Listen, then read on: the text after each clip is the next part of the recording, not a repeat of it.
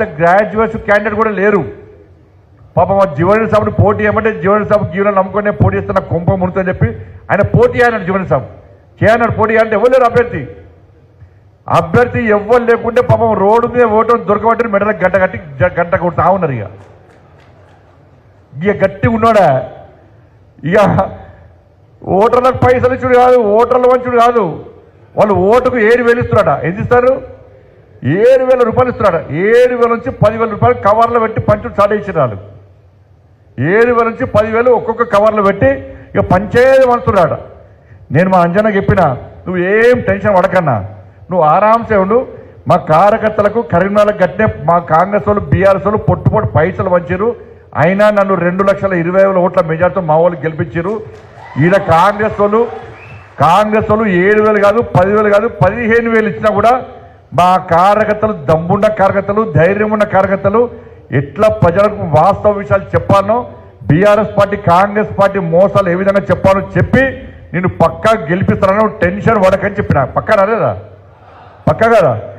ఇలా 7,000 10,000 రూపాయలు ఇచ్చి మేధావుల ఓట్లు కొందామని కాంగ్రెస్ పార్టీ అనుకుంటే ఇలా దేశవ్యాప్తంగా చర్చ జరుగుతుందన్న. అందరి దృష్టి మొత్తం ఇటే ఉన్నది, కాబట్టి దయచేసి ఈ ఎన్నికలు మనకు ఒక సవాల్. ఇవి 2 ఎన్నికల్లో గెలిపించే బాధ్యతను మనం తీసుకోవాలి. ఎందుకంటే కుట్లాడింది ఇంతకుముందు చెప్పినా, కుట్లాడింది మనం. ఇలా ఉద్యోగులు ఉపాధ్యాయులు ఆలోచించాలి. ఇవాళ మమ్మల్ని గెలిపియండి, మీకోసం కొట్లాడతాం మేము. ఇవాళ గెలిచిన వెంటనే ఇలా అంజిరెడ్డి గారిని, కొమరే గారిని గెలిపించండి. గెలిపించినాక వారం రోజుల లోపట ఇలా ఉద్యోగ ఉపాధ్యాయ సమస్యల మీద, నిరుద్యోగ సమస్య మీద దీక్ష చేసే బాధ్యత మాది, ఫైట్ చేసే బాధ్యత మాది. పక్క గెలిచినాక రిజల్ట్స్ వచ్చాక వారం రోజుల లోపలనే ఇలా యుద్ధం సాధిస్తాం ఈ ప్రభుత్వం మీద. ఉద్యోగుల విషయంలో కానీ, ఉపాధ్యాయుల విషయంలో కానీ, నిరుద్యోగ యువత విషయంలో కానీ మేము తప్పకుండా యుద్ధాన్ని వారం రోజుల్లోనే సాధిస్తాం. ఇలా అటువంటి యుద్ధం చేసే ప్రభుత్వం మెడల్ వంచే అవకాశం మాకివ్వండి. ఇవాళ మీరే ఎవరికి ఓటేస్తా వాళ్ళు కాంగ్రెస్ పార్టీలో ఏరుతారు. మీ సమస్యలు అన్న డిఏలు 5 ఇవ్వాలి, ఉద్యోగులకు డిఏలు 5 ఇవ్వాలి. ఇంకా డిఏలు ఏమంటే ఇస్తారు, కేంద్ర ప్రభుత్వం డిఏలు ఇచ్చేసింది. 5 డిఏలు ఇవ్వమంటే 5 డిఏలు ఇస్తలేరు. 2023 నుంచి పిఆర్సీ ఇవ్వమంటే పిఆర్సీ ఇస్తలేరు. వాళ్ళకు చాక్ పీసులు లేవు, వాళ్ళకు బల్పాలు లేవు, కనీసం వాళ్ళకు స్కావెంజర్లు లేరు, వాళ్ళకు ప్రమోషన్ లేవు. అరే రిటైర్మెంట్ అవుతారు, మన అమ్మానాలు రిటైర్మెంట్ అవుతారు.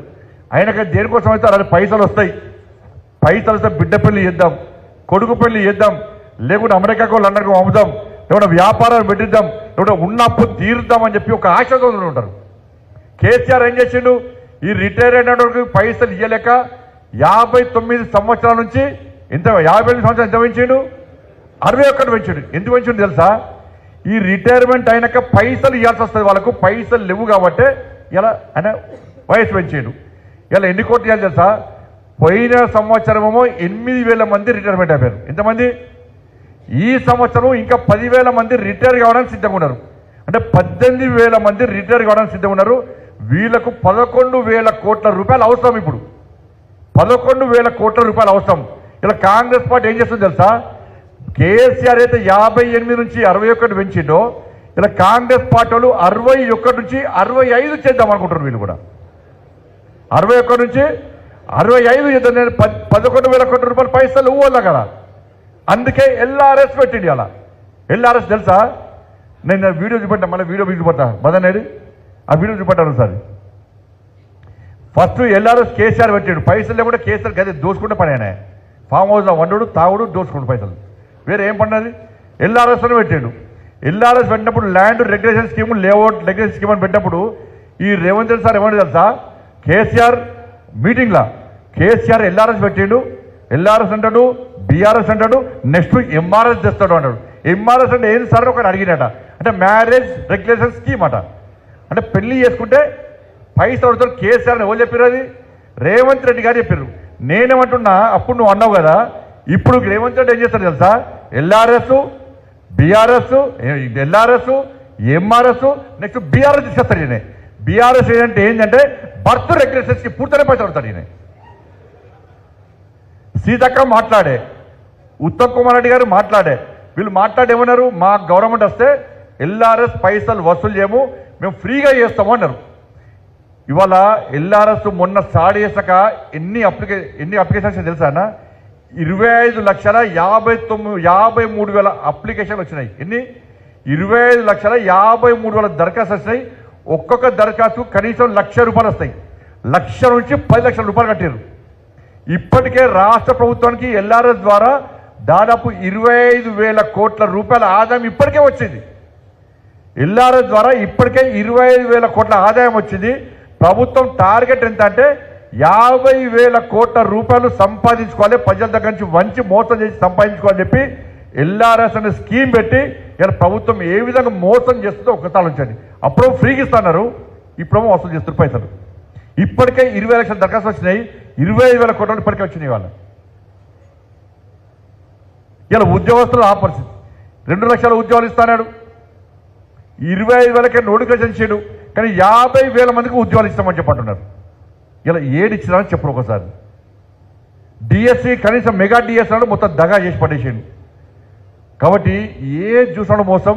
కాబట్టి ప్రజలు ఏం ఆలోచిస్తారంటే ఇన్ని మోసాలు కాంగ్రెస్ పార్టీ చేసింది, మేము ఎవరు కోటేయాలి అని ఆలోచించినప్పుడు అరే మా కోసం కొట్లాడిన పార్టీ భారతీయ జనతా పార్టీ కాబట్టి మేము బీజేపీకి ఓటేస్తామని చెప్పి అన్న. ఈ ఎమ్మెల్సీ ఎన్నికలు కావు, టీచర్స్ ఎమ్మెల్సీ, గ్రాడ్యుయేట్స్ ఎమ్మెల్సీ ఎన్నికలు కూడా భారతీయ జనతా పార్టీకి ఓటేయడానికి సిద్ధంగా ఉన్నారన్న.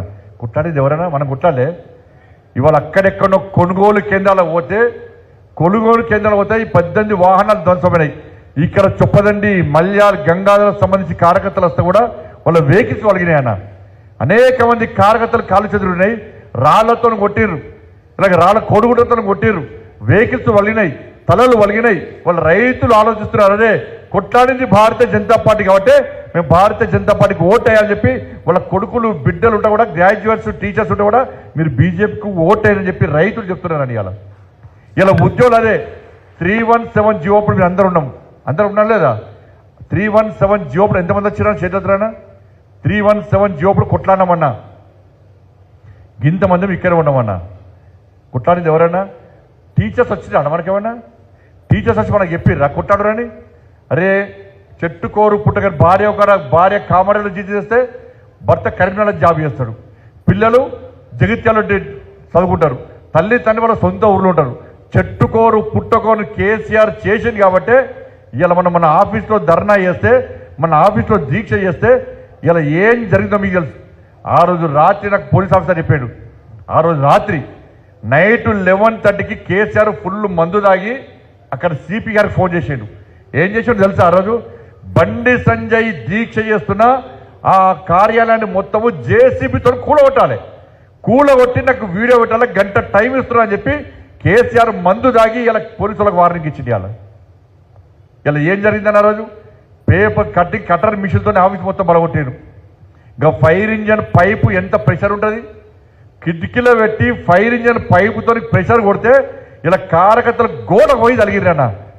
ఇలా 4 కార్యకర్తలు కాళ్ళు విరిగాయి, ఇక్కడనే హాస్పిటల్ అడ్మిట్ అయ్యే కార్యకర్తలు. ఇలా 3 కార్యకర్తలు తలలు వలిగే, కాళ్ళు చేతులు విరిగాయి.